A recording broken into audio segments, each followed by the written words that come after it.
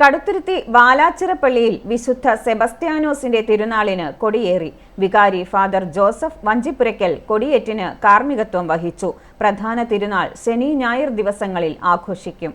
ശനിയാഴ്ച വൈകുന്നേരം 5-ന് വിശുദ്ധ കുർബാന സന്ദേശം ഫാദർ ജീവൻ കദളിക്കാട്ടിൽ കാർമ്മികത്വം വഹിക്കും.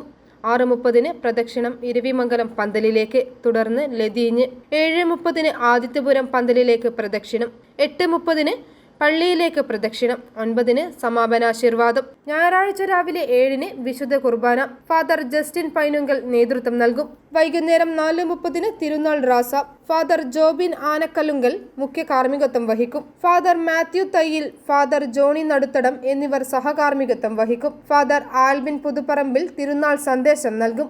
6:45-ന് കടവ് പന്തലിലേക്ക് പ്രദക്ഷിണം. 7:45-ന് പള്ളിയിലേക്ക് പ്രദക്ഷിണം. 8:30-ന് നേർച്ച വസ്തുക്കളുടെ ലേലം, തുടർന്ന് ആകാശവിസ്മയം എന്നിങ്ങനെയായിരിക്കും തിരുക്കർമ്മങ്ങൾ നടക്കുക. i4 news, Ettumanoor.